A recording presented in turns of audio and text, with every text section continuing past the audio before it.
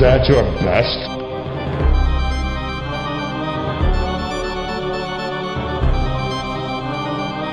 Monster Combo! Glen Combo! Killer Combo! It's official. You suck. Combo Breaker!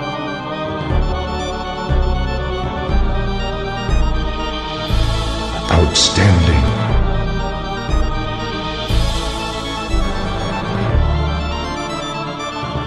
Show no mercy.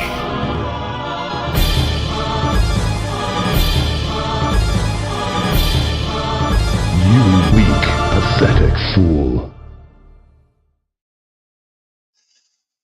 Happy Thursday, everyone. Welcome back to Twisted Gaming TV, the arcade show every Thursday. Well, we're going to try to do every Thursday. Sometimes we might not have guests, and we're just going to be talking about arcades, and sometimes I'll have guests, but, guests run out. So, anyways, tonight we're going to have the Grand Master, F.U. Glen. So we're going to have a good show. The show is going to probably be around, maybe an hour and a half, and not go over 2 hours, hopefully. It might be shorter than that, who knows, but bingo, how's it going? A happy FU to you, my friend. Yeah, happy FU Thursday. FU Fridays tomorrow. That's right. Big FU Fridays. How have you been? Doing good. Working, the real job, which is good. My son is good. My brother's good. My dog Blue is Nice. good. So I can't really complain. Now, as long as you food on the table, roof, no water in the basement, things are good. Yeah. The basement looks good. Got It lots does. of fun in there. There is, between all the holes in the sheetrock, but yeah. Yeah. Oh, man. Well, let's go to the chat and see what we got here. A big 225 FU for the win. Same person last night, tonight, tomorrow night. We were getting effed. Man, 3 Twisted, do times this week. you remember getting FU 3 times in a week? Do you remember those good old days? Yeah, and then I had to tell the woman at the time that look, we need to slow down and I need to get a breather and stuff. I just Now, tell when I my was in job, back off for 5 minutes. I get FU'd my job all the time.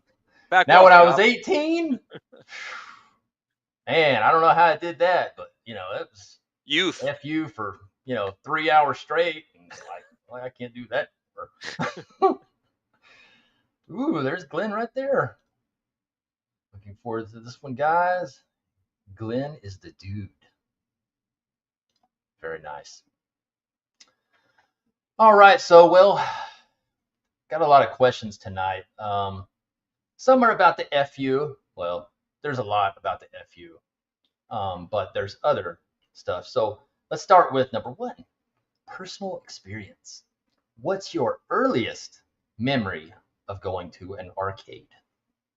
It's funny. It actually wasn't even an arcade. It was Wallbounds. We were leaving a Wallbounds, and there's 2 glass doors. You go through the first one, and you turn to a second one, and there was a Pong and a breakout machine there. That was my first arcade, seeing one of these beasts in life. And I was probably 5, so I was probably talking around maybe 74 when I remember seeing them in an arcade. Wow. But the first system I saw was a home system, was the Odyssey. That's the 72 Odyssey. But I remember walking up to that machine, and it was just the heavy weighted wheel, not what you got Oh, with yeah. Arcade 1-Up, right, which was a TV dial. But you had a nice solid wheel you turned, and a quarter back then was a lot of money. So if you got a quarter from your parents to even play one of those in 74, you were lucky, especially to a 5-year-old. And I knew what I was doing. The ball just went boop, boop, boop, and then it was over. I'm like, I don't know, and that was it. Oh, wow. That's a cool experience. My first experience playing an arcade was probably when I would say probably 7 years old. Because when I went to the daycare I went to, you'd have your little field trips or whatever, and they took us to the skating rink that's used to be, about 10 minutes from my house. Of course, it's a lumber yard now. But and they had Street Fighter, they had the Neo Geo, MVS. Man, you were 7? Um, Is that what you said? You were 7 when they came out? uh, Man, I'm let's old. see. Yeah. I'm really old. Well, they were already out because I'm born in 1980. Oh, you are a baby. Damn. Yeah. Well, I don't feel like it some days though, that's for sure. I don't feel like it. But yeah, they had probably about 6 arcades, and that's where, of course, my first arcade I probably played with Street Fighter, and then been addicted to that crazy game my whole life. And I then know a lot of Mortal people are very. It's very Kombat. diversive. Street Fighter, Mortal Kombat, or like King of Fighters. I'm a Mortal Kombat guy. For some reason, I always was drawn more to that than Street Fighter. King of Fighters a little bit more, but I know it can Yeah. be. People are very temperamental about their fighting games. Oh yeah. Now, Street Fighter versus Mortal Kombat. Yeah, I was more into Mortal Kombat, but they didn't have one there, so. Ooh. Mortal Kombat. All right, here we go for the highest bidder in the chat. No. Oh wow. I was a night manager. What was it, 10 years till they went out of business. Yeah, it's funny. All these stores are gone. Caldor's gone. Consumers gone. Sharper Image gone. All these stores are just gone. A&P gone. Oh, is Sharper Image gone now? No, it's Sharper Image. I mean, not Sharper Image. Service merchandise. I meant to say service Oh merchandise. yeah. Yeah, there's times have changed, A lot of things are going out. Like Target now, they pulled all their movies and stuff, their physical movies out of my Target stores. There ain't a single movie in there. They said, I asked the question, they said they'll bring a few out like around the holidays or whatever, but the rest of the year, now it's like books and record albums and stuff they started selling. Yeah, records are making a comeback, but Oh, it's a I know. shame. It's a shame. I mean, I do have movies that are not physical, but my favorite movies. I want it on a DVD or Blu-ray or some. I want to have a physical copy of that movie. Hmm. It just makes it more real, I guess. Like That's Tron, right. Star Wars, the good ones, Battlestar Galactica have to be on a disc or a tape or Yeah, something. I've pretty much been heavily buying 4K physical media for probably the last 2 years, and it's getting pretty wild. But yeah, 'cause, I got a 4K projector screen up here and everything, and it looks so good in 4K. It's like, and it's real big, 120 inch, and it's like, yep, it's the And only when way you're to watch. streaming 4K, it's not going to look as good Mm-mm. as off a Blu-ray or something like that. It's just not the same. Yeah, exactly. Let's see. The second question. Do you remember the first arcade game you ever played? Well, you already said Yep, that. yep, yep. Number 3, what was your favorite arcade game growing up and why? Okay, so I was a little bit older. It was 79, I think. And we have carnivals, right? Everybody's have carnivals. But video games had gotten so big, they actually put up a tent and then all these arcade and pinball machines at our carnivals, which blew my mind because I don't want to go on the ride. Then I spent all my money on these games. And there was a Space Invaders. It was the first time I saw Space Invaders. And back then, my aunt worked at a bank, so I gotten Susan B. Anthony dollar coins and $2 bills, and I broke up my piggy bank. I spent all those quarters. That's $2 bills, Susan B. Anthony's. I blew all my money playing Space Invaders, and they had a pinball. There was the Bally Midway made a Space Invaders pinball, with that don't. So Oh I yeah. literally blew all my time and money. I regret a little bit because I had some good coin there, but played Space Invaders. That was it, and Wow. that's one of my all-time favorites to this day. Is definitely Space Invaders and Asteroids. Those two are definitely my faves. Yeah, the Space Invaders. See, that's another thing I'm looking for is a cocktail table Space Invaders original. Since I got the Miss Pac-Man and I got the Donkey Kong Jr. cocktail table, I want to add Space Invaders because I played that a lot at my local pizza place. It still exists. I don't know if it was Space Invaders or Pac-Man they had first, but either or they switched them out over time, and of course now there ain't nothing there. But it was right when you walked in the door, it was just cocktail table. It's like, dang, So I want to get a Space Invaders Yeah, sometime. and it's one of the classic. I mean, Space Invaders, Pac-Man, Miss Pac-Man, Asteroids. Those were like the trinity of like machines that really like blew people's minds back in the day. They started Oh like a yeah, genre. yeah, yeah. They're very good games. Now, did you have a specific arcade you always went to? What was the atmosphere like there? And yeah, grew up in Yorktown, which is in Westchester, New York. And there was actually when I was very young, I want to say probably like around 77, there was an actual dedicated arcade. There was. You went in. I remember playing the Atari football with the big trackballs on it and stuff like Mm, that. But that didn't last very long. And then pizzeria, and then the pizzeria became the arcade. But in God, I want to say 1981, they opened up a video store in Yorktown, and I was one of those little kids that went and like annoyed the owner, and eventually he gave me like a part-time job cleaning boxes and putting tapes back on the shelf. And they had this yeah. big area in the back that wasn't being used. So I said to him, I said, "Why don't you put some arcade machines in the back?" And he goes, "Huh." And next thing I knew, I was running at 11. I was running the arcade in this back room, and I got free play every night. When the store closed, he gave me quarters. Went back, used to play the pinball and the machine. So there was I don't remember what the arcade was back in the day, but then it became a pizzeria, and then my first job at 11, running an arcade myself, which was amazing. Playing these Oh first yeah. games and wheeling these new games in the back and just playing them was great and free, Wow. even better. Oh yeah, yeah, yeah. Yeah, see, my plan is when I retire, I got like I think 11 or 12 more years, um, I have and this then many, no joke. That's my retirement. That's when I yeah, retire. well, yeah, well, I'm kind of retiring. So at 11 or 12 years, I'm going to retire from my job, my career job, and then my plan is opening a retro arcade, which I'll probably have a lot of competition because since I live in Dallas, uh, we have the side arcades, and there's one owner. He's the guy bought my Guitar Hero or whatever, but he has five of them right now. He has one in Dallas, Fort Worth, Arlington, um, Houston, and Austin, and they're big.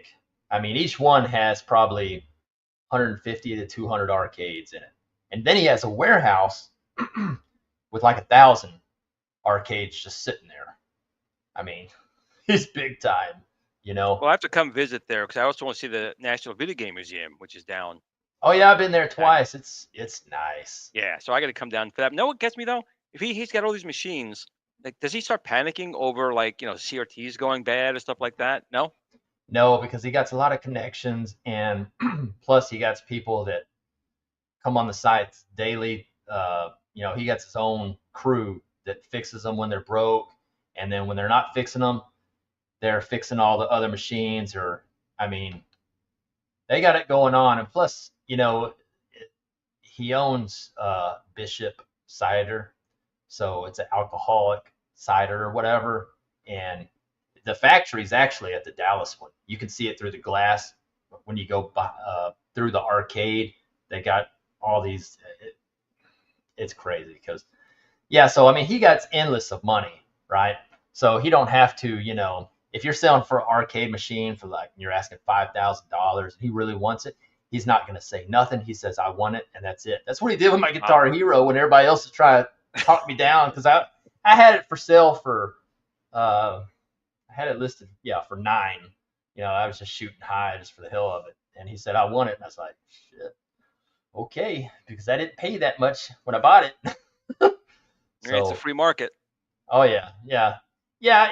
A lot of people, I understand like people with the scalping and stuff, but like when you get into the retro video game type stuff, you know, I know a lot about like console gaming stuff, which ones are worth a lot, which ones are rare and stuff. And Right. then, a lot of times I'll buy a good deal and then sell it and then fund all the other stuff, you know what I mean? But a lot of people get pissed off about that. Whatever, dude. They're just mad because they didn't do it. Exactly. That's the whole point. So yeah. Let's see. Let's see. How did arcades influence social interactions back in the day, in your mind? Oh man, I mean, when we were growing up, um, that's where everyone was. I mean, whether you were a jock or a nerd or a yuppie or anything else in between, when you went there, it didn't matter. It was a definite melting pot. And of Oh course, the yeah. hot chicks were always there. The Yeah. older. I was young, but the girls were always there, and you were like, always, Yeah. wow. But that's where everyone met. Before that was probably roller skating rinks, right? People went to roller skating Oh rings, yeah. or still did softball and football, but every day after school, or definitely every weekend, everyone was going to the arcade until they blew all their cash. Whatever money they made all week, that's where they were going. And that's where you hung out. You hung out with your Oh friends, yeah. see them play, see how well they did. Maybe you found some soda cans outside and you went to trade in through those for a quarter, a couple quarters, and went back to the arcade. But that was it. It's sad that, like, when Star Wars first came out, it was an experience that no one's seen before. It was mind blowing, and that's what arcades were. It was, you walked in, you heard those sounds, Oh and yeah. usually it was in the back of a place where it was very dark, and pizza and cigarettes and beer spilled all over the Yeah. place. All those odors. It was just a different experience. And honestly, people were always very friendly. Even if outside that place there were bullies, or if they were just not nice people outside there, in the arcade, everyone was different. They wanted to see how well you did in the game. That was you. You may have been a tough guy, but sucked at Pac-Man. You were a loser there. You could have been that little Yeah. nerdy 5 pound guy, and you kicked ass Yeah. in Donkey Kong. People were like, oh, this guy's great. So it was really a very different thing that won't be repeated, at least not in my opinion, and not on Yeah. that scale. Yeah. Yeah. That's true. Now, when I go to my local cidercade, it's about 10 minutes from my house. It's in the industrial part of Dallas or whatever before you reach downtown Dallas. And I go probably maybe once a month just to see what they got new or whatever. And just the atmosphere there is amazing. Everybody's happy and having a great time. It's like, it's like wow. But when I was in high school, there was a corner store right across the street from the high school, and they had I remember they had Marvel superheroes arcade fighting game. I want to say they had probably a Neo Geo and maybe something else. And I would go there every morning, about 30 minutes before school, and start hammering it down. And uh, so there's a lot of good memories on the past. So when we get older, we try to rebuild them and build our own, That's at the our whole point of house. all this stuff, really. Yeah, It really yeah. is. Like you and me talked earlier, is that I'm stuck at my house because if I tried to move, it, It's not worth it it. no. So That it's my Zaxxon ever home. alone, I'm not moving because that Zaxxon right there. I'll never move because that's sitting there. Oh yeah, yeah. So yeah. Oh man, great times. Now here's a good one. Do you think modern gaming has captured the same magic arcades had? No, I've been very, very vocal on that one. Not that it's bad, Yeah, because gaming now has gotten to be very mainstream, almost like breathing. I mean, pretty much everyone games. Now, when I grew up, and this is not to be sexist, it's not to be sexist, but when I was growing up, guys play video games, girls didn't really. You may see one playing Centipede now and then, or Miss Pac-Man when that came out, yeah, but girls weren't into video games. You had an Atari at home, or an Intellivision, or ColecoVision. I never knew any girls that played it. It was just the guys. Um, but the experience again was new then. It was new, just like how VR recently has been taken off, right? People are now yeah, going all into VR, and it is cool. I play Iron Man and Vader Immortal. I love it because it's a new experience. It's a next level thing. But certain things happen once. Unfortunately, I grew up right at the time where it was just starting to become something. And of course, then there was the crash. So I lived through the crash as well. But it's just very different now. It's like when when I grew up, when cars first came out, the very first Model T when I was young, Oh the yeah. cars were new. Now everyone's got a car, and it's not that big a deal. Gaming now is, you pick up your phone, you can game, or you pick up anything, you can game on it. Back then, you had to be in front of a TV set at home. If your friend had one, you may not even had one. You only maybe knew one friend that had something. You had to go to his house, and when you went there, you just Oh ate yeah. ate Doritos, pizza, and spilled Mhm. soda on the rug and got yelled at by their parents and play games all day long. It's just very different.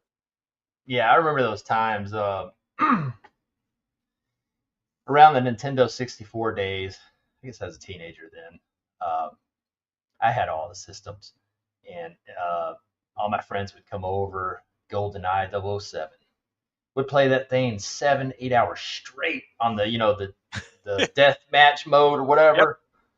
Oh my gosh, those were great. But then when you get older, then all your friends move away, then they get married, and then it's like, you know, But that's yikes. where modern gaming kind of picks up the slack because now you can a lot of these games play online and play your friends who did Oh move yeah, away. So that is the one good thing about modern gaming, but also the bad thing because you're not in the same room. It's not the same hitting your friend when you're playing turtles and yeah, he gets killed or something. It's not the same, but or worse, unplugging their controller, rage quit them, unplug their controller when you're losing. yeah, Those are things you can't do anymore, really. yeah. Sega CD was always my bucket list. That I love that system. I had that, and it's funny because I had the Sega Genesis, and it attached to the Sega CD, and then when they announced the 32X, I was like, ooh, let me get that. And that thing was trash. No, it actually it was the wrong time for it. They should be releasing that when the Saturn was so close to coming out. That was the problem. The 32X really wasn't bad. I had some Yeah, good games on it. Actually, I'm playing racing on my Viper iArcade over there. So the 32X wasn't bad, but again, can't compare it to the Saturn. Of course, the PlayStation when they came out. It just was bad timing. At that time, Sega was on top and they kind of ruined themselves. They had the 32X, they had the Genesis, Sega CD, the Nomad, the Game Gear, the Master System, the yeah, too much. CDX. They had the Saturn. They just oversaturated themselves. And that's why Nintendo said, we'll play cool, we'll wait. And they came back because Sega was on top in a major way, but they had so much product out there, and I'm gonna be honest, they pissed me off. I sold my original Genesis, and I Mm, didn't sell my original Sega CD. I held on to that, but I sold my Model One launch edition and all the games because I was so pissed off about the 32X and the Saturn. The only thing that got me back was the Dreamcast, and I'm in mm, love with the Dreamcast. And I'm so sad it didn't really make the mark it should have made because it was such and still is their yeah, best console, like a swan song. yeah. The only thing that I have in the game room that's Sega is Dreamcast and the Saturn. I don't have like a Genesis or anything because I was more of a Nintendo, you know. And then I kind of bought some of their systems, but I didn't like the Sega controller. That was my The deal. boomerang, And- like that, the curve shape. yeah, and it's kind of like the new systems, PlayStation versus Xbox. I hate the Xbox controllers. I don't know why. I just don't like them. I love the feel of all the PlayStation controllers. So that was always my system, you know, and that's why I don't have any more Xbox stuff anymore. I bought one when they were on sale, the Series X or whatever, and I was like, no thanks. I played it one time and then sold it to my daughter's boyfriend, so he took it I do because I do they're remember you staying up a very long time to buy a certain PlayStation at some point. oh yeah, oh yeah. When I did I those remember live that stream. streams, yeah. I don't know if you knew me when the launch stream of the PlayStation. Did I you knew know me you. I then? don't know if you knew me, but yeah, I was watching your Oh, show okay, back then. I was watching that stream. I'm like, he's still on. It's like yeah. 3 in the morning. He's still on. Yeah, that was fun. That's the most views I've ever gotten on my YouTube channel. Each video had like 100,000 views or whatever. Like, wow, man, that was cool, man. So that's pretty neat. Let's see. Next question. Have you, well, have you visited any retro arcades or barcades recently? How do they compare to the originals? Actually, not too far from me in Beacon, which is about 20 minutes from me. There's actually a pinball one and an arcade one, and they're okay, but it is not the same. Well, yeah, It just isn't, because back then, again, people were drinking beer, they were smoking, that music was blasting in there, it was just loud, all these machines. It's not the same. It's still cool walking in and seeing the machines, and it was also different too because you only had maybe $2 in quarters. So you really had to be either good or pick a certain new game and say, "Am I going to risk playing this for like 30 seconds and be dead yeah, and be out?" Where a lot yeah, of times now you pay to go in and it's free yep, play, just play as much as you want. So it's a different experience, but at least I do enjoy seeing like parents come in with their kids, right? yeah. And the little kids going in, you see them playing games and they get sucked into like, what's these old things? But then they Oh, kind of yeah, get sucked into the game and they enjoy it. And then the father or the mother joins them. So that's cool. That's what I really enjoy most of seeing, is seeing like that nice. family dynamic. And because I think family right now, they're all this. Yeah, They're in front of their phones. They don't talk anymore. So it's always good to see them interacting. But it's definitely not like it used to be, for sure. yeah. The phone games. I'll confess. There's this one. I like slot machine stuff. I like casino crap, right? Well, there's this one app. It's called Cash Tornado, and it's all slot machines and stuff, and it's free and everything, unless you want more money and stuff to, they have all these pop-ups and crap. I've probably been playing it for maybe 3 years, and I'm like a level like 1,500 or whatever. I probably spent $400 on that freaking game. Wow. I'm a trillionaire right now on it. I got like $62 trillion on it, but it can go really quick when I get greedy on there. It's like real gambling.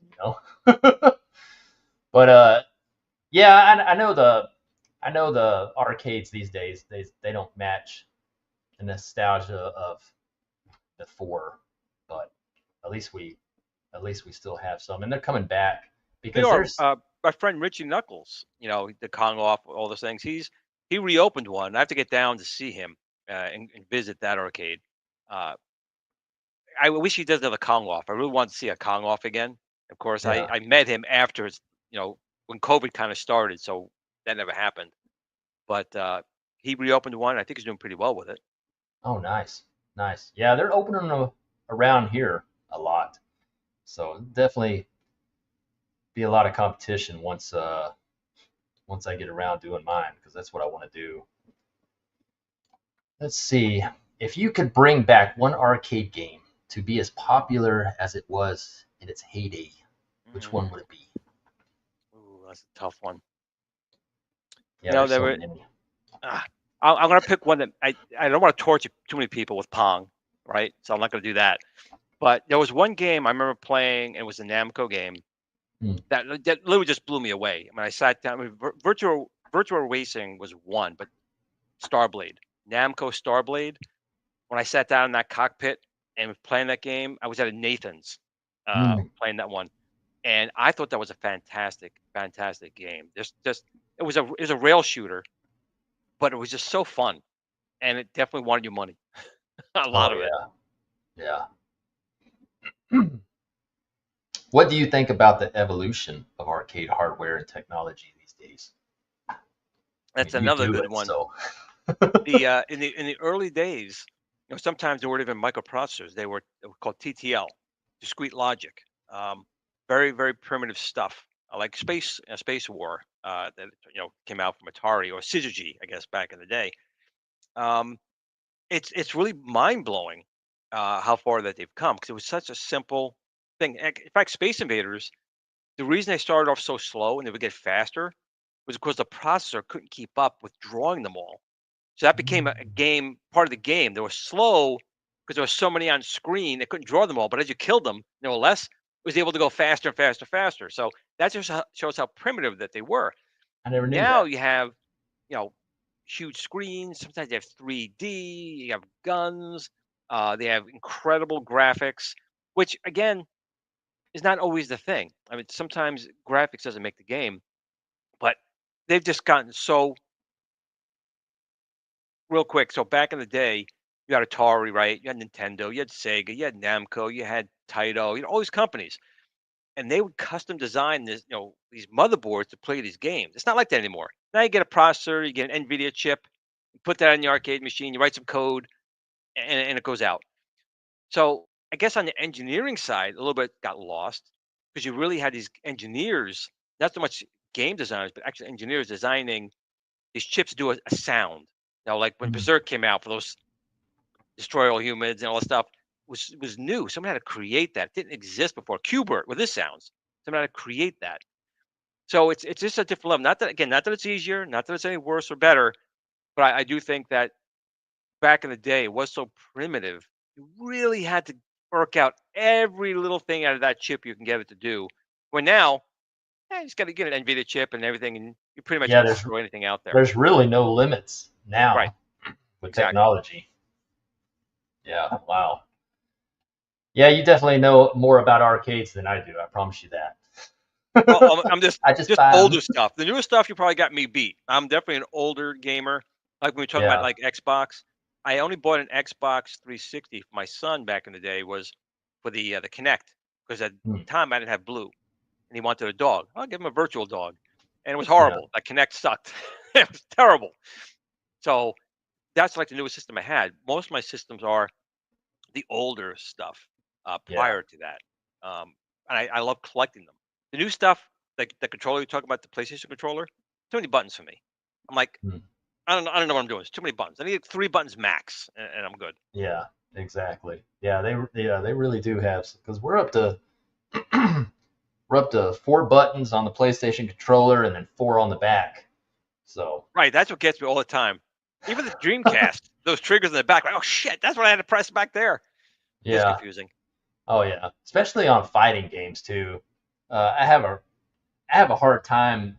It takes me, time when a new fighting game comes out, like on the PlayStation, because I got to figure out where all the punches are and the big punches. And some of them are on the back, and it's like, But when you get it down, then I'll admit, it huge works. Tekken fan.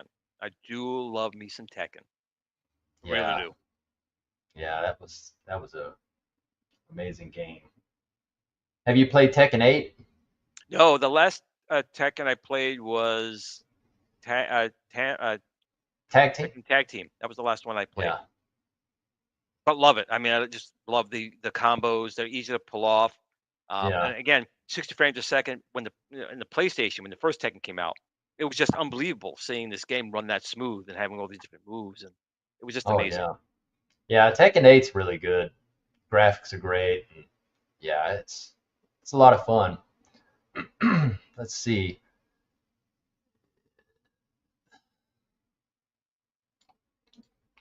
Are there any modern arcade games you've played that impressed you? There's a lot Probably, of them. yeah. I think the newest one I think I played was Transformers. Mm. It was a Transformer one, and it was pretty fun. It was pretty fun. And actually, I think the Halo had an arcade. Oh yeah, Yeah, yeah. so That big those gigantic one. yeah, so those 2 I played, which they were pretty fun. But again, it's not my forte. They're cool, and I'm enjoying the graphics and the visuals, and I'm getting killed in 3 seconds because I I don't know what I'm doing. Yeah. But watch these little kids. That's the thing, and it's funny because these little kids, they'll walk up to it and they'll know what to do, and they'll do great. And you could be a gamer for, in my case, like 40 years, and you just don't get it. So it just shows to show how these electronics and stuff just become natural Oh yeah. to kids. They can walk right up to start playing it, and they're, "Hey, old man, just do this." I'm like, "Oh, okay, great. You beat the game." And that guy couldn't get out of the first level. Yeah, that's just like my daughter. She's 20. She's about to be 21 now, but she knows more about the iPhone and all these things to do with it than I do. You know, and it's pretty crazy. Pretty crazy. All right, next subject is the FU build a keyed, which everybody F you wants to. all in Yeah, 2025. exactly.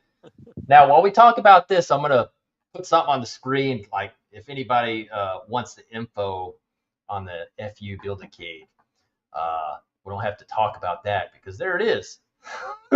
There's all Boom. the stuff you ever need. Oh, okay. Let's see. Oh, that's a good question. Well, not quite close to FU yet, but when did you decide you were going to start your GRS line of products? Good question. And it was actually again, you know what I feel about Arcade One Up, but that's kind of Yeah. where it did all start. So when Arcade One Up came out in 2018, I was a huge Asteroids fan and Tempest fan. Coming out with that machine. So I'm like, oh man, I got to get that machine. I remember seeing the CES footage of it, and I'm like, I got to get that. So what did I do? In my typical fashion, start a Facebook group.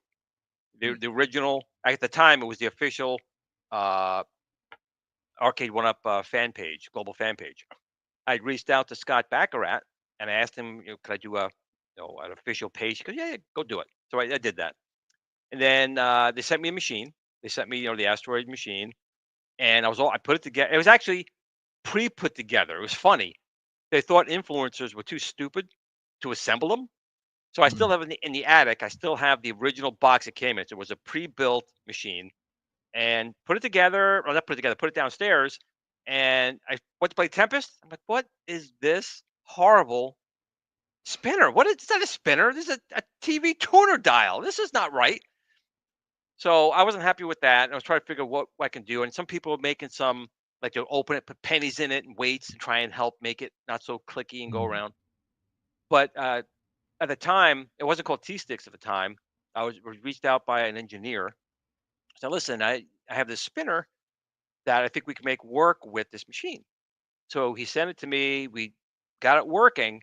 And that's when we did a crowdfunding for that spinner. And at that point, we just got to know each other really well. I said, listen, I have a lot of ideas, and you obviously have the engineering team and programming skills at your side. So it's kind of like Steve Jobs. I'm Steve Jobs, I guess, but a nicer guy, Steve Jobs. And Yeah, he was a mean guy. he was, and he's the Wozniak guy. Okay. So we started with it, and the spinner did very well. I mean, we became the number one gaming accessory on Amazon 2 times in a row, and that blew my mind. Wow. So the next product that came out was the trackball because they're having a lot of problems with the trackball. It would stop working relatively quickly if you came out a trackball, and it kind of went from there. And I, as a kid growing up, as you yourself, you always wished you could have had these arcade machines and games at home. I mean, that's what we did. We all wanted our own arcade at home. Oh yeah. So one of the things, aside from the controllers, like the Star Wars yoke, all those things were doing really well, was I wanted a multicade, like a 1/6 scale multicade, that I can make what I want it to be. Right? I wanted to be able to build it. New Wave Toys was out at the time, and they built, if you want realistic, really well done machines, licensed machines, you can't do better than New Wave Toys. There's also Numbskull, they do a great job too. But they're not going to make every machine that you want. There's going to be machines that they're just not going to make because it's not popular, they can't get the license, Yeah. whatever. So I reached out to my friend Gary, who's Arcade Workshop, and I said, listen, I want just for myself. Can you help me 3D design a 3D printable Donkey Kong? Because I love Donkey Kong, and it's above my head, up about there. Um, we 3D printed a Donkey Kong. I did a video on that, and I said to myself after I did, I'm like, people are gonna want this. I know I would. There's got to be people like Yeah. me that would want this. So that's when the Build-A-Cade came out, and this is the original design. I have this one here because people keep saying it's not an arcade machine, doesn't look like an arcade machine. Well, whatever. This is the Build-A-Cade with my friend here on the side, Danny Piscina, and it's running. No, it's running a Raspberry Pi 3 in this particular one. And the good thing about it is it's STEM certified as well, so schools can purchase it and teach on it. Nice. And then the next thing was, well, we're going to turn this. We got to turn this into this, which is that Nintendo cabinet. Because people keep telling me, I keep saying it's not an arcade. It doesn't look like an arcade. Well, this is what the Build-A-Kid looked like originally, a Nintendo cabinet. Yeah. All we did was we took this piece out, to look like this. So to everyone out there saying it's not an arcade unit, well, then I guess you don't like Nintendo because that's kind of where this one came from. So if it's not an arcade unit, then what the hell is it? Exactly. It drives me A drives me a little doormat or crazy. what? So that was my Wow. first thing. I want to do Yeah. things in stages. You Mm. shouldn't build a cabinet, and an arcade one of is perfect proof of that. You shouldn't build a cabinet without understanding the mechanics of the interface, which is the controls. I mean, that's how you, me, everyone interacts with the game. So that was our first thing, is to build the best controllers out there. We have the only working and licensed Akari Warriors joysticks, which are best in the business. We make the best Star Wars flight yoke using Hall effect technology. We make the best spinners and trackballs, where we make the Tron stick, which people say is a little bit small, but it was designed for a one quarter scale machine at the time. So that's kind of what it was Yeah. supposed to be. We're working on Paperboy controller, because people want Paperboy, and we're also working on the 720 controller for those games. And during all of this, companies like SNK came into us. That's where we built the SNK controller. I wanted to do it anyway, but they reached out to us. I'm like, great. And then we have the Sinden Target Pros behind me, and Sinden reached out to us to Wow. build that controller for them. And we work with X Arcade.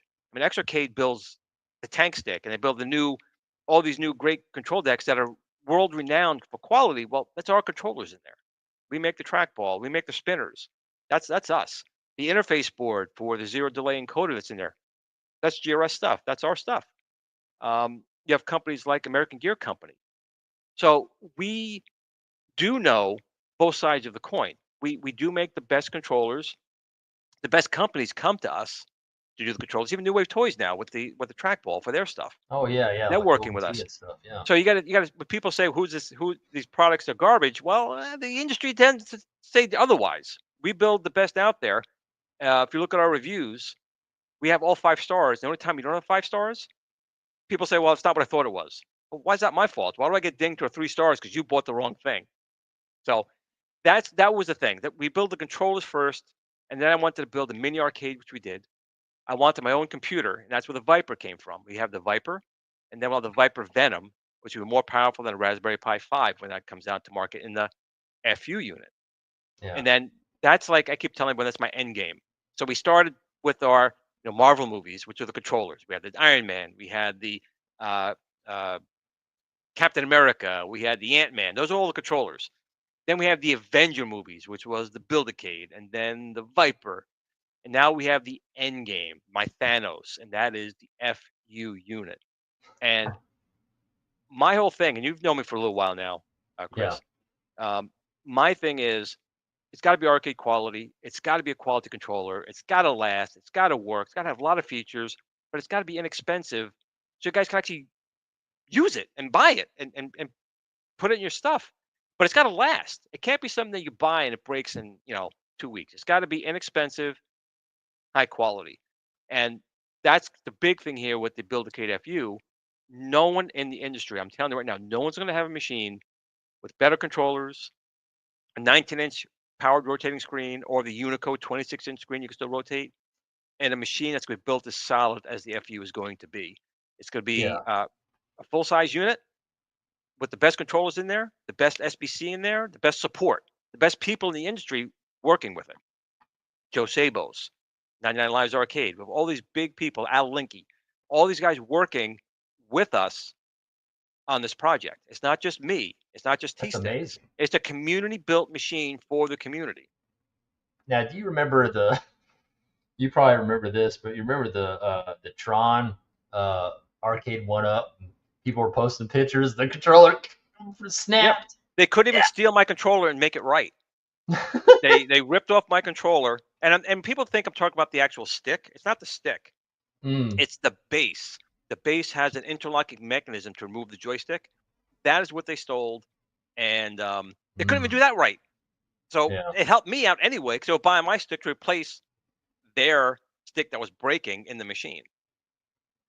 Well, you know how you said that some people that might leave y'all bad reviews or whatever. I got a message for them. If there's any haters in here right now that don't have nobody to hate on, feel free to hate on me. Sit back there and say my hair ain't luxurious when you know it is, bitch.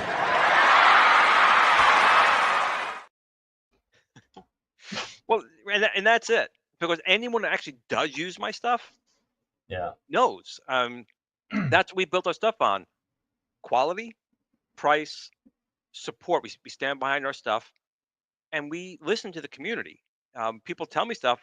If we can make a change to make it better, we do it. We don't sit there and tell you guys are wrong or you don't know what you're doing.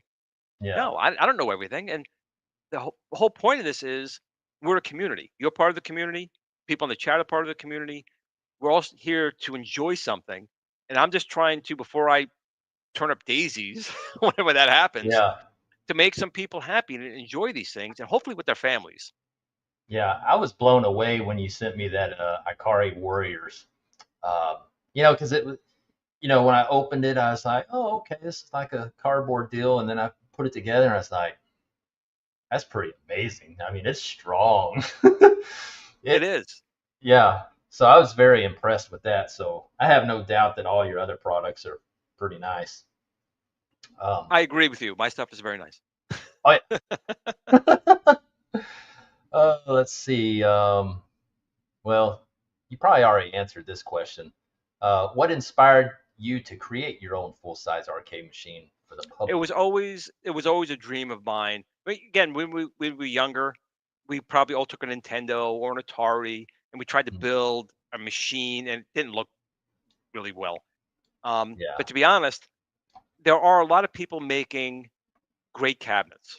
There's a lot of companies building really nice cabinets, and people building really shitty cabinets. It really depends on the price point, who you get it from, or whatever. So I'm not saying mine is better than someone else's or not. However, I want the whole overall package to be that way. I want the cabinet to be solid. I want it to be making it the way you want. It shouldn't be locked into, this is my idea of an arcade. This is what you need to buy, and this is what it needs to be staying at. That's not the whole Yeah. point of my build case. None of them. Here is your basic canvas. You're starting here. You can leave it that way because it's going to have everything you want, but Hmm. it's real design. You make it the way you want. Get the right artwork. Add Yeah, different make it your control own. panels, decals. Change the shape, but you know your foundation is going to be the best foundation and at a price that's well below anyone else. That's the key. Yeah. Yeah. Prices. Yep. You should know. I mean, you buy the real ones. Real machines are expensive. They're very expensive. And of course, we all would like to have the original machines, but there's maintenance. We were talking about earlier, CRTs, you got the motherboards. Oh All yeah. these things require a lot of TLC. It's easier to get an approximation, get close to Yeah. that. But it doesn't mean you should be using particle board. It doesn't mean your trackball and spinner should break in 5 minutes. It doesn't mean your yoke should snap. That shouldn't be the case if it's inexpensive. You should still have something that you could put in an arcade. And I'm putting locks and a real coin mechanism. You could throw this in a real arcade, Oh yeah. and The it would the take it. the coin door deal. When I saw the footage of that when you open, I was like, wow. And we That's do that pretty wild. even the unboxing experience. We kind of took it from, I guess, Apple and other companies. The box shouldn't just be a cardboard box and going together. It should be an experience. We have high quality foam. Sometimes you have felt in there. Uh, we have QR codes. So you need to go on, get online manuals or look at videos. We try and do all of that, and we're a very small team. So we're Yeah. not a big. We're not like Arcade One Up. We have millions and millions of dollars. We don't. We pretty much take the money of one product, and anything we make on it generally goes into that next product, Hmm. because we're hoping one day we'll be on Shark Tank making $100 million. But Yeah. There you go. that's not the goal. The goal is people to have fun and enjoy it. Well, when you get to that point, just remember me, okay? But Well, yeah, like I get I've what you turned down understand I've though. turned down $10,000 from Arcade One Up Yeah, I on remember it. basically hush money. It wasn't Yeah. about the money. I could have took the money. I could bought myself the Tesla or whatever. I could have spent that money. It wasn't about the money. I was going to work for them for free. Just let me help you guys build a better product. Yeah. They didn't care. Hey, I turned down like a $500,000 when I divorced my ex-wife.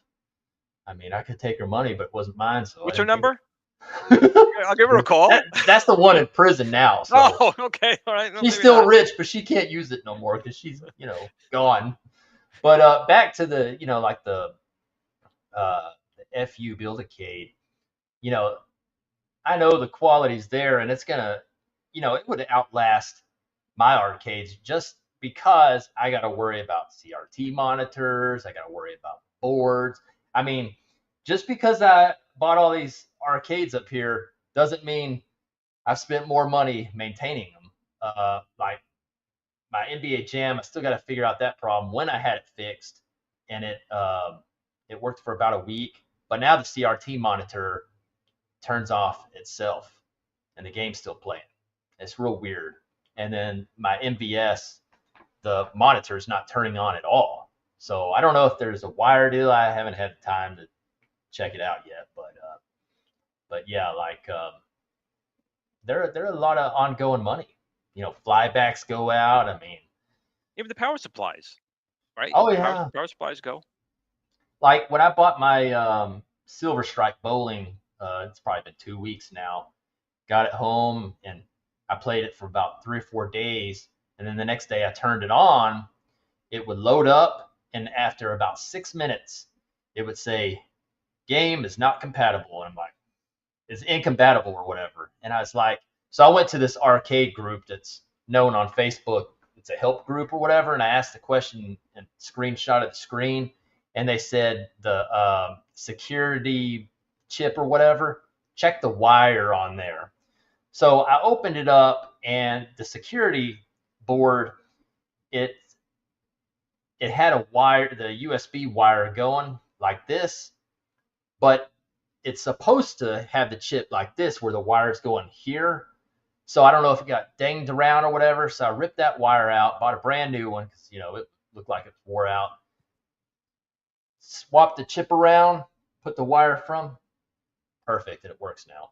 I'm like, Nice. oh, okay. So, but And I was like, there's a couple of Capcom boards. I think there's actually like a code. If this battery goes on the board and it wipes out that code, your board is worthless. There's no way to get a new code, right? Because Capcom doesn't support it anymore. But I think they found a way around it now. I guess they cracked the encryption and fixed it. But there was a time all these boards were going bad because the backup battery would go, it would lose its license code, mm, and you were done. yeah, some of these arcades are pretty scary. It sucks when you turn one on and something's wrong with it. You're like, oh, gosh, now I got to figure this out. But I have a friend that lives about 30 or 40 minutes away, so he'll come and work on them when they need to be. He's changed a lot of the CRTs out and put fresher ones in there, so should last for a while. I would love someday, if we ever started making money, I would actually love to actually make real CRTs again for arcade. I would. There's a lot of things I always have in my head, and then people got to shut me down and say, "Glenn, relax." But I really do. As much as LCDs are, great, they are. There's Yeah, just something about the warmth of a CRT, and there's a couple companies still making them, but they're very low volume. But I mm, really would like to somehow make CRTs come back, especially for like retro games, because retro games are history, right? It's as much yeah, history as World War II, as much history as the Great Depression. These are all things that happened in our past, good or bad. The '70s with disco. It's not the best thing, but people enjoyed it. Retro games and like the controls, I always talk about that, but the screen is also a part of it. And yeah, even if it's, I do understand that maybe it would have to be an LCD of some type, but really maybe we get a curve in there, make it look like the pixels. It says something on my mind, and if some point we ever got funding to do something and research something like that, I really would like to make like an HDMI CRT that really looked like a CRT. I yeah. think I think that would be an amazing product to come out. And then we can go back to those for our TVs. Have 100-inch CRT monitor. Still might weigh 1,000 pounds, but yeah. Yeah. How much you get charged for shipping on that? Well, I've worked on the $200 for the US for the FU, and I am still working on Canada. I'm trying to work out some deals with some other people to try and get the price respectable. Unfortunately, shipping is one of those things I don't have control over, but I'm really trying Yeah. hard to make it um, safe to get to you guys, but not break the bank.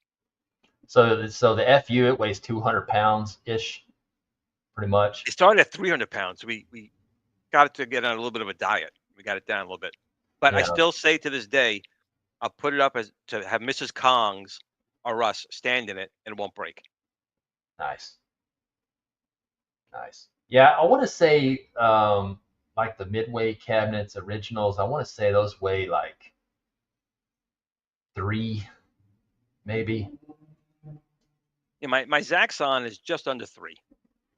Yeah. I want to say they weigh maybe 3, but a lot of that weight's the CRT monitor. Exactly. I mean, because that In my adds. case, it's just we have wood, but we also have some aluminum and steel in there as well.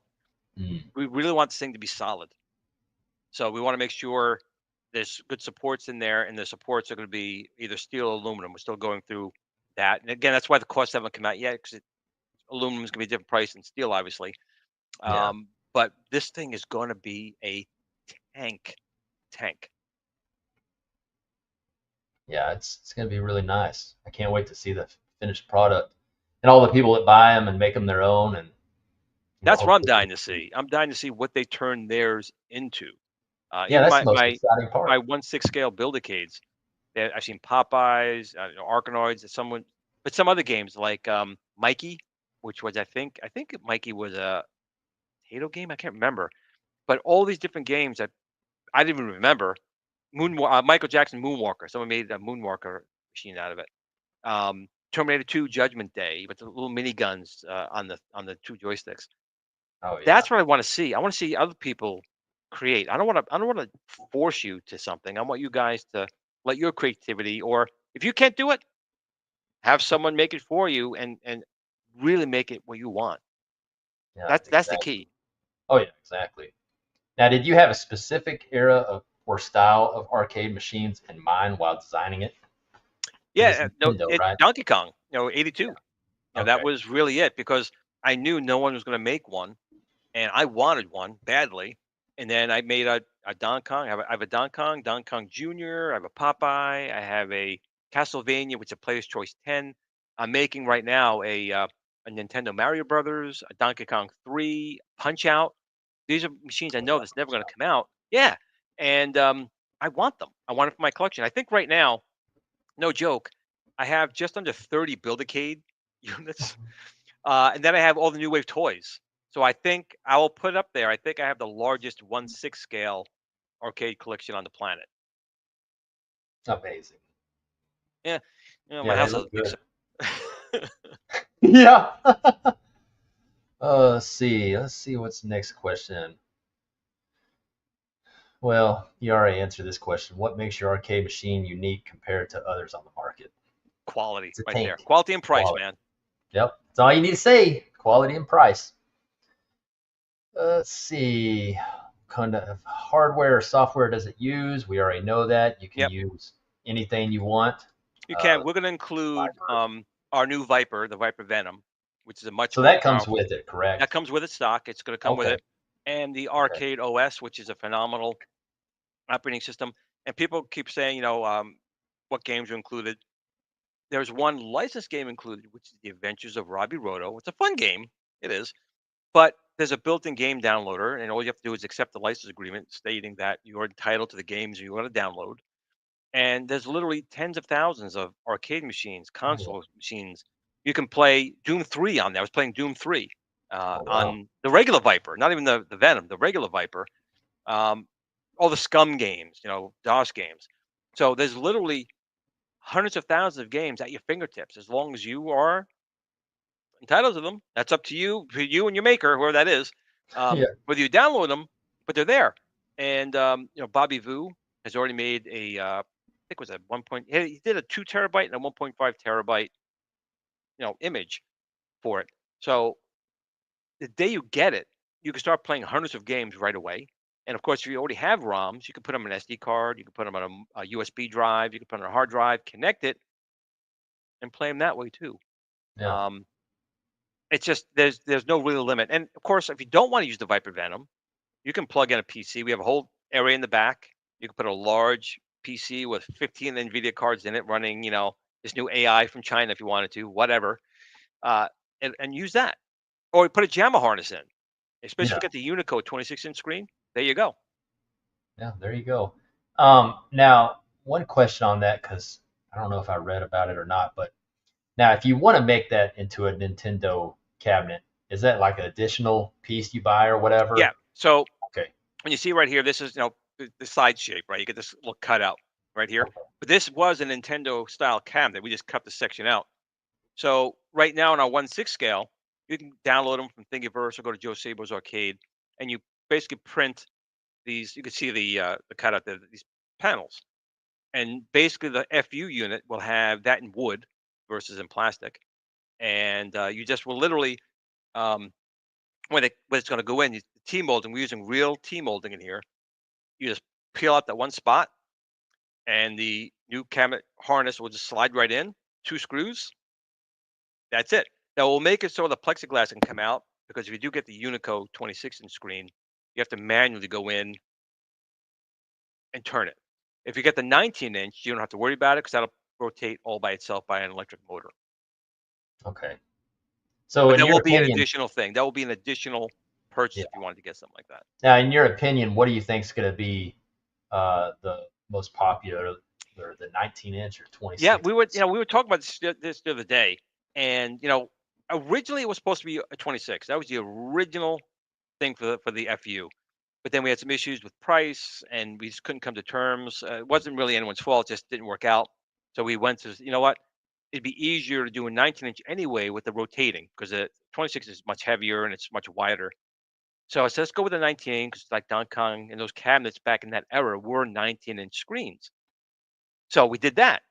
But of course, people like Michael B. the Game Genie, he said, I want that 26. So we're doing both. But it's funny, it depends what show you're on, who you're talking to. Some shows, 26-inch seems to be the one that everyone wants. Hmm. Other shows, the 19-inch, and they want that rotating screen to be electric, and that wins. Then I have people saying they get one of each, which blew my mind. You're gonna buy two? And yeah, I want one in Unico 26. I want one with the 19-inch. I'm like, wow. I mean, that I would Okay. love to see that. Maybe do a Popeye cabinet and a Donkon cabinet or uh, whatever. I just thought that blew my mind. When someone said I would buy like two.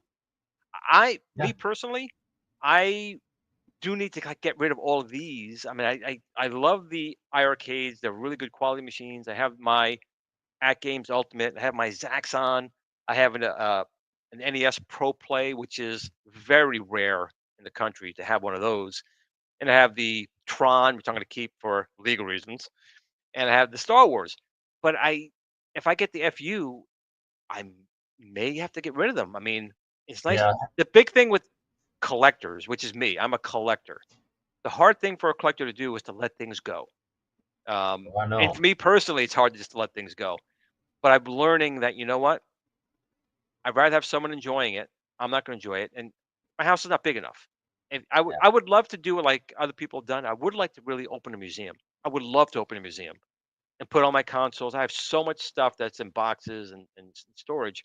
I would like a GRS museum, but I don't have the money to do that either. Unless the town was going to dedicate a small little place to Yeah. put these things It's in. it's the rent that gets you on That's stuff. it. I can't afford that, and I can't imagine Yeah. how many people coming in.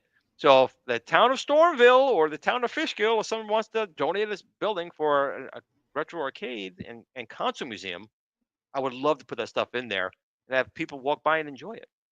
Yeah, that's true. Here's a question for you. I don't know if you've answered this before, but I'm working hard on that. So the big thing with Canada is they always get screwed.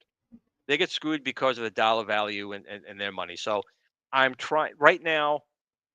The answer is no, but I am working hard with a number of people to make it happen. I don't want Canada to be penalized because they're in Canada.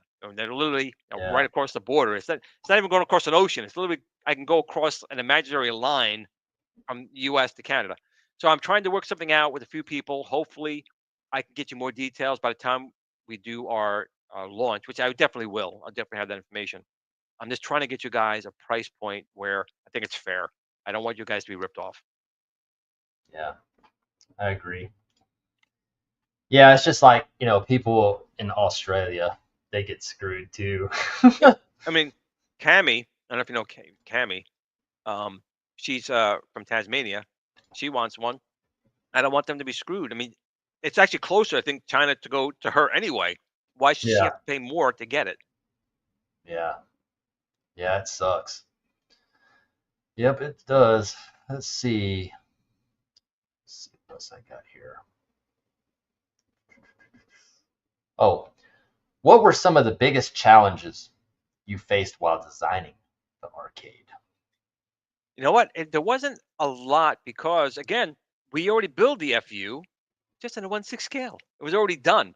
So we basically blew it up, but we did find out when we did blow it up, some of the proportions were not right, especially with like the marquee area.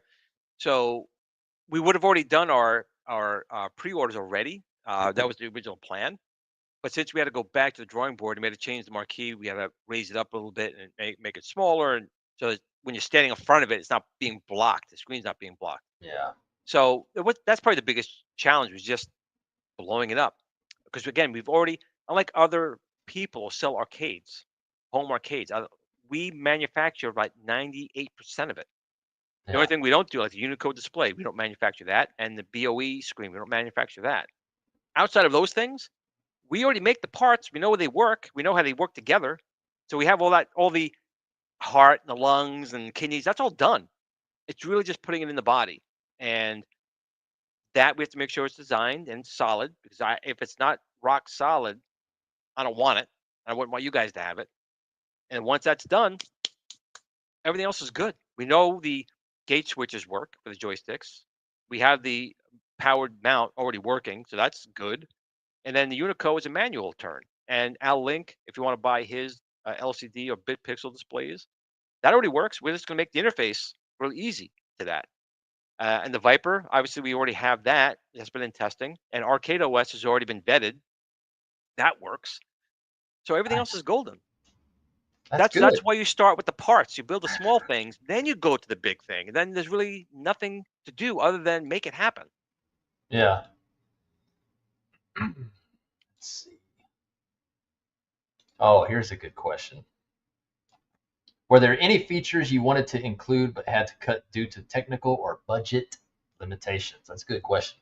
Actually, it was probably more than, again, just reining me in because I want like everything. So one of my original thoughts, and we were talking before about this, Twisted. You like the Nintendo Switch, Yeah. right? So the Switch, you can dock it at home, pick it up, and take it with you.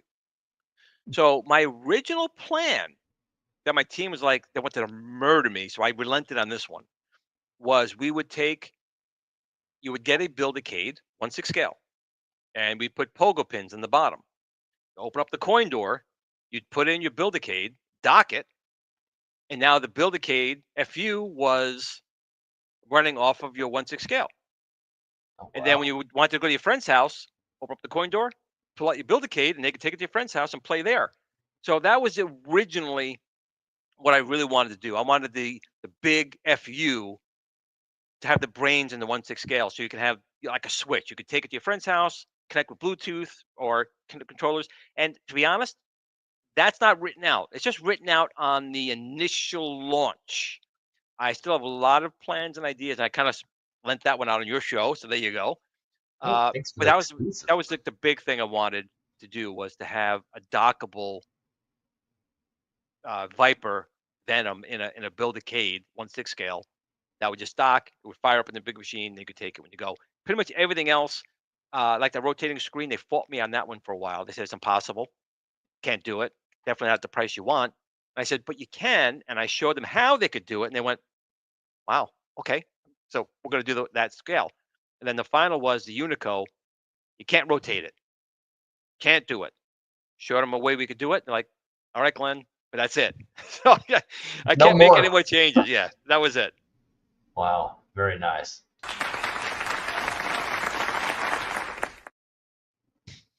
Yeah. You make me spit out my nose. Almost happened. Yeah, I got some funny stuff. Let's see. How long has this project been in the making from idea to final design? It's actually been in talks with my team for about 2 years. Okay. Right. So this was always, like I said, this was always my end game. I wanted the best controllers. We've done that. We're still making some more controllers. So there'll still be more coming out, but we made the lion's share of really good controllers that for different game systems out there. And then I wanted a mini, which I did because this obviously starting with something like this is less of an investment than going to the full scale, right? Oh So we yeah, did sure. that. We got great reviews on it. Everyone who buys one absolutely loves them. And then I wanted my own SBC because originally everything would have been a Pi, but what happened about 2, 3 years ago, we had COVID. It was hard to get Raspberry Pis. We're like, we can't go through that. We can't always rely on someone else on your product. You have to be able to know your prices. You have to have some control over it. And with a Raspberry Pi, you don't have that. You're on the mercy of their manufacturing, on the mercy of what they do. I didn't want that. So we made our own SBC, and that was the Viper.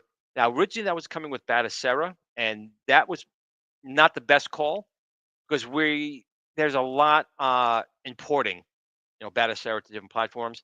And the Batacera team, no matter what I was doing, I talked to them a lot. I offered them a lot. I sent them a lot of items to work with it, and I just didn't get any traction from them. They were just like they took everything Mhm. and ghosted. Like, okay, so much for that. And then when I was out at Cleveland, I met the arcade team, and we started talking. And like we started talking a little bit more, and basically it was probably the best decision that I made because the arcade OS is really phenomenal, and they're a great team, and they are very good at implementing and adding stuff quickly, which is Okay. really good. So that's biggest challenge really over everything was just can't rely on everyone else. If you want to, especially if you want something that you determine as a quality item at a price point you can control. When you have too many items that are from other parties, you can't really control that price because you're always at the mercy of them. Yeah, that's why the slogan always goes: if you want it done right, you do it yourself. Yep. Yeah. Wild. Let's see. I had so many questions, I get confused where I'm at. Okay. At my age, everything confused you at my age. I'm about to turn 45, so I got 5 more years till I go downhill when I hit 50, because that's what they say when you hit 50, stuff I'll starts happening. But be I'll be 56 this year, so I'm still young, but you know nice, I'm nice. not I'm not 20 anymore, which is seems like I can't believe what happened. Where'd that time go? It's just gone. Yeah, I wish I was in my 20s again. That was pretty amazing. But then I wouldn't have an arcade now, so That's the thing. yeah. I think I became more of a super nerd now than I was when I was a kid. So I'm a nerd from hell. So, We get older, we get let's. wiser. That's just how it works. Oh yeah, that's the slogan on my Facebook page. Mistakes make you wiser. I've made a ton of them. What has the response been like so far from people who have seen the prototype? The response honestly is like 99% positive. There's like two people in the entire community that I can think off the top of my head. Everything's negative. They haven't seen it. They Mm, obviously are in love with another product, which is totally fine. We live in America. yeah, That's fine. But anything they see about my product, oh, this is no good. This is horrible. This looks terrible. This is not going to work. It's like you don't even know. First of all, and yeah, to be honest, the product you do like was only made better from my products. Otherwise, that product was shit. So think about that for a second. You're pooping yeah. on my stuff, but my stuff made your product that you like usable. So think about that. So you're So gonna some make. people is no pleasing. So you're gonna make me do it again. Here we If go. there's any haters in here right now that don't have nobody to hate on, feel free to hate on me. Sit back there and say my hair ain't luxurious when you know it is, bitch. Next time I'll put your face over that. I love Cat Williams. He recently had a another interview on what is that guy? Something Vaughn. Oh, the YouTuber. Yeah. Uh, can't remember his name, but wow, it was a good interview. I sat and watched it for 2.5 hours. Well, the So one thing I learned, especially as of late, as of like really late, is you can't please everyone, and you shouldn't have to please everyone. You just be yourself. Let the product speak for itself, and that's all I'm saying. People have the product. I've really had no complaints other than people who didn't understand what they purchased, but that's not my fault. We didn't yeah, research what it was. But you can't please everyone. And if people want to stay with an inferior product, that's cool. I have no problem with that. Spend your money however you want. It's your money, you earned it. If you want to spend money and get your money's worth, great. If you want to spend your money and blow your money, it's up to you too. Yeah, over the last few years, I've been done with buying crap. You know, I want the quality stuff. And at the time, when I had, I probably didn't have this many arcades at the time. I maybe had like maybe 7 original arcades, and then I had probably like 7 arcade one-ups. But then when I came in the game room, I saw all these original big, boat machines and stuff. And then I saw these little dinky things. And I was like, even if I liked them, they really made the room, because there's a Facebook group that I follow. It's a page or whatever. It's called Man Cave Masters.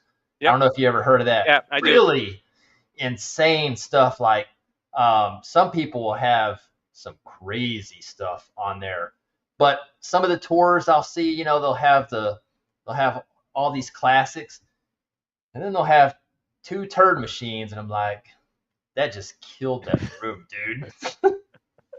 It just killed. But that's my opinion, though. But That's right, and that's the thing. Everyone's entitled to opinion. The last time I checked, we lived in a free country. Everyone's entitled to their opinion, but so am I, and so are you. Yeah.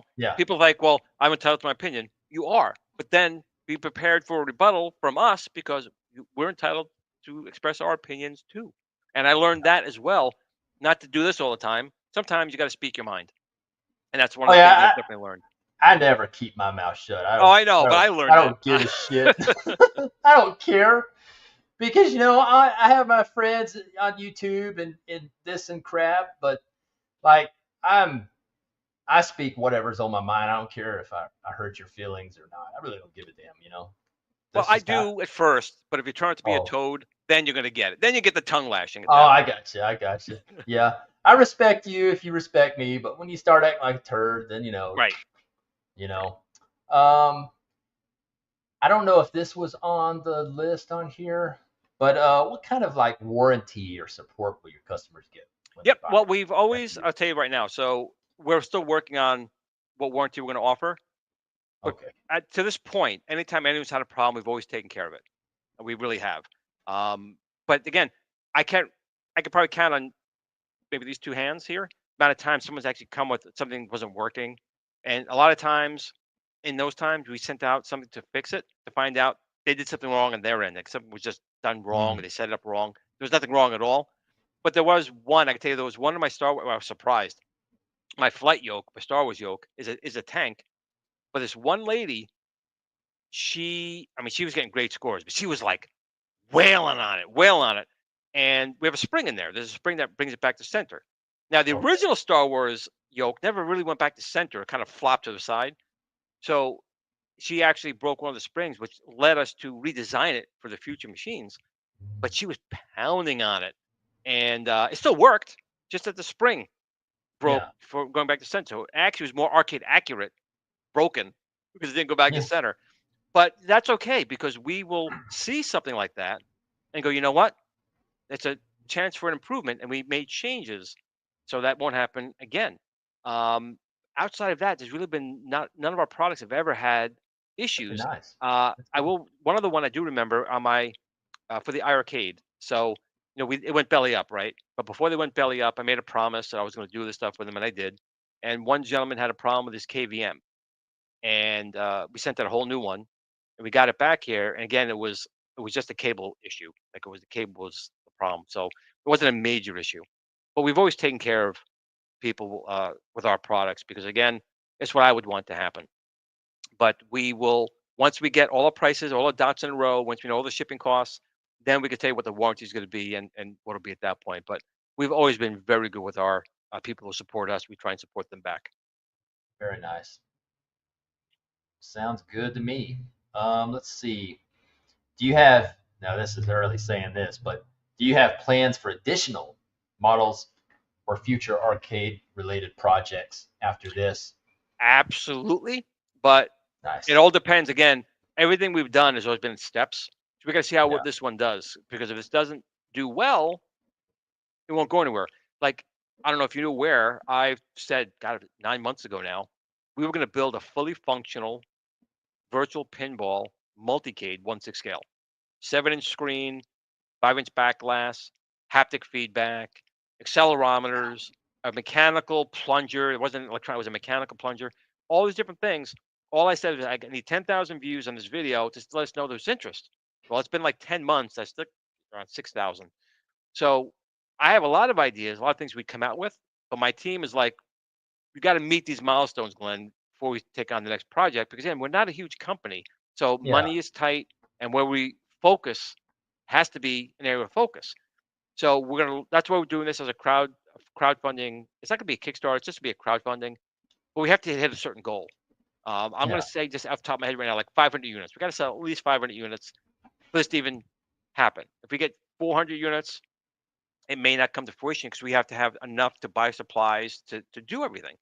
Now, personally, I think I'll get well over 500 uh, initially, but that's just to give you guys like a benchmark of what I'm looking to do. I'm not looking to sell 10,000 units off the top of the head. Yeah. I want to sell, if I can sell 500, and hopefully people see those 500. That's the thing. You see those 500, and then more people will buy it. But the people who did the initial will get the best price, which is the thing. I mean, no one's gonna just if you look at the feature list of under $1,000, all things you get, no one can get anywhere close to all Yeah. those items on a machine like this for that kind of money. And of course, the 26-inch would be a little bit more because we're paying more for the screen. But that's what we're doing. We're just charging you what we're getting charged for the screen. It's not like we're ramping off an extra $500. No. Yeah. Whatever the screen ends up coming to be, uh, and the parts to support it going in the machine, that's what we're going to charge for it. Now the crazy thing is like the Build-A-Cade FU is going to be under $1,000, and I first thing that comes to mind is when arcade, what I don't even want to say the name Arcade done either. up. Arcade done up. Yeah, You know. and some were like $700. Well, you got one of the first Killer Instincts. Didn't you get the XL? Yeah. The first. Wasn't Well, that like it wasn't the XL. It it was was a regular the one? first version. Yeah. Gotcha. Well, I think the XL Killer Instinct was like $900. It was like 800 and change, I think, when that came out. And I want you all to, if anyone has that Killer Instinct from arcade, you want the XXL, whatever they call it, theirs. I mean, I think FU is a much better name, personally. But if you look at the quality of that machine, and when people start getting hands or reviewing the FU, it's night and day. It's not going to be even Oh close. yeah. It's not going to be even close. Well, do you have any idea how many machines of those XL ones that they had at the KI? Wasn't that a limited one? It Did they was do like usually 1,000 or when something? usually when they're doing their limited runs, usually it's 3,000. Usually Oh, really? that's arcade Dunup's plan, which the limited's like 3,000 units. I think a Mm, normal run is like 5. okay. Wow. And you got to think about that too. I am relying on like Twisted Chris, people in the chat, and other influencers to help me get the word out. I don't have the ability to pay, magazine articles and go to CES in hotels. I don't. Walmart. Yeah, I don't have that ability. Yeah. But that just because I don't have that ability doesn't mean that my stuff is going to be not as good, because it definitely is, or better Yeah. than those products. But I need the word out there. Word of mouth is basically my thing, and that's what I want. Because if someone's giving word of mouth, they enjoy it. They had their hands on it. They listen. This thing was really good, and you Yeah. guys should definitely get involved with this. Versus somebody's getting a free product and going, "Oh, this thing is awesome because I got it for free." I've gotten stuff for free, and it's hard sometimes to trash a product when you got it for free because you got it for free. But if you're Yeah. not honest, people are not going to believe your videos, and your channel dies from it. So all the ones I have sent out, I tell them one thing: Glenn, you want anything point? Yeah, just be honest. If you have any issues, that's all I say in the video. That's all I ever tell anyone. I just want your honesty, raw. If you find problems, let me know. We'll fix it, but still tell them. Yeah. And for anybody that's in the chat or watching this video, even on the replay, if you want a lot of the news on updates, go on Facebook, on his Facebook group, the official GRS Build-A-Cade F yourself. You know what I find Global even fan funnier? page. This is what I find really funny. All my pages, all the pages I've ever done, I always put official in quotes and I put Yeah. global fan page. All my pages. It's funny when I see these other companies steal that. They're like they're putting it in my face. I don't care. Yeah. Use it. It's hysterical. They put the global fan page because they're trying to copy me.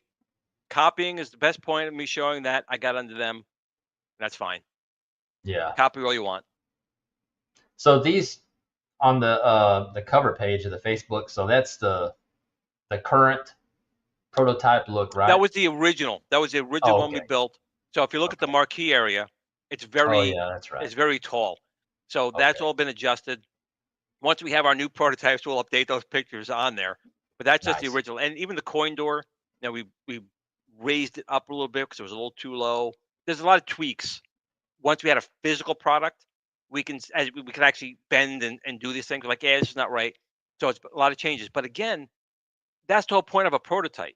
A Oh, prototype yeah. is never your production unit. A prototype is you get it, you feel it, you touch it, you test the textures, you test the wood, you press on it, see if there's any flex, and you stand in front of it. And I can tell you right now, the marquee would definitely, if you're over 5'8", which is me, that marquee would have been in your way. So we adjusted it. It's you can see almost like the dragon's lair back here. It should be like that. It shouldn't be so thick. Yeah. So these are adjustments that we made.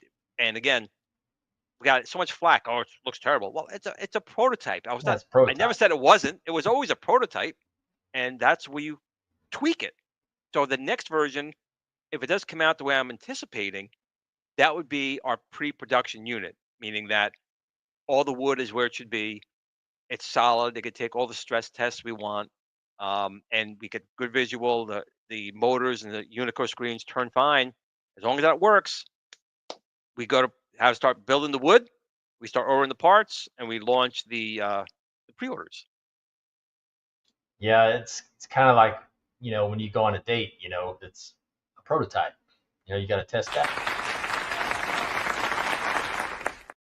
That or you're climbing out the window when you go to the bathroom. I'll be right back, babe. Yeah, I'm gonna climb out the window. oh man. Oh. Let's see. Fortunately, I've never had to do that. I've always stayed with my dates. Yeah, that's good. Yeah, I've been yeah, very same lucky. here. Yeah. Well, now there was a time I had this one chick come over and I let her, stay the night after we chilled out or whatever. She like major snoring like it sounded like a train, right? It was so loud and I was like, dang. So I was like, can you go, in the other, room and sleep? Couldn't hear her, so then I had to tell her to leave. But I mean, come on, it was That's horrible. loud. That's It was horrible. very loud. So yep, I killed that off. What's one thing you hope every player experiences when they play on your new machine when it comes out? That's easy. I just want them to smile. I want them to say, I got more than I was expecting. That's really what Nice. I would love. I would love them to put this thing together, fire it up, play it, and just be wowed. And this may be selfish or stupid for me to say, but anytime anyone's got one of my Star Wars yokes or my Akari sticks or my KVM or the Ultimate Control Panel, those are the comments people send me. I get emails, I get instant messages. We have it. People like Glen. I don't know how you did this. It's phenomenal. I love it. I'm playing this much more than I ever did before. That's what I want to have happen. I really want people just to say, I did buy this, but I got more than I thought I would have gotten. That would make me Yeah, very happy. yeah, you get your money's worth. Yeah, I agree My with team you. doesn't like that, but hey, that's how I roll. Now, is the Thunderstick Studio website is that like a partnership or is that your That's it. So T Sticks is our China company. I don't hide okay? anything. Our company is in China. That's our manufacturing plant. That's our engineers. That's everything. Um, Nice. I come up with the ideas. I vet the ideas. I make sure that everything's done the proper way. I make sure the feel is right. I make sure it's got functionality and everything. But my team, they're the engineers, they are the designers, and they even made that video. If you see my videos, you can tell I don't make videos that good. So they made that particular video. But these are all different things, and we make everything. Even Yep. we make a new, very awesome zero delay encode right there on the lower right, just past it. Yeah, Is I'm not an live encodable. on it. It's Oh, a pre-made video. oh, pre-made. Go All on the right. website. So yeah, we give all these different features in there. We have software, so you can change different features of it. We have the Viper. It's just like we have everything you guys need in this one stop, and we have tons of sales. If you sign up for the newsletter, get 10% off your first order. We just finished. We were doing Build-A-Cates at $49. It's normally Oh 99. yeah, I remember I that. mean, it was insane. And we had the Ikari stick going on sale. The Star Wars Yoke goes on sale from time to time. Our rotating gate switcher, the push-pull spinner with these little guys right here. We just did an update board for this little guy here too. So some people said that the spinner wasn't as good as it should be. So we updated the firmware. We made a little box here. It's a little code on there, and just replace this board. If I can get inside the box, make even good little boxes. But a new board that Nice. lets you go. We now do better than the Ultimark. We have the lowest and the highest pulses per rotation in the entire planet. So even the Ultimark can't touch us with as far as how our spinner could be manufactured. And again, this is not only a spinner, there's also push down, pull up like this with Tron. Or you want to play front line, you want to throw grenades, you hit down on it. So these are things that we do. We innovate and we do what we need to do to make sure we have the best. You can't sit still. You always have to innovate, always. Otherwise, you fall behind. Maybe you need to change your name to Untouchable GRS. But I know that's the one problem I've definitely had. People think of game room solutions. There's nothing wrong with that. I don't know them Yeah. personally. I don't have any of the products, but a lot of people go, "Why do you want to buy game room solutions?" Because it's not. It's Glen's. Oh, this right here. Yeah, Glen's Retro Show. That's me. So it's fortunate or unfortunate. There's that weird coincidence, Yeah. but GRS is GRS. That's what it is. Maybe I'm helping them out, getting them more sales. I don't know. Yeah. Maybe.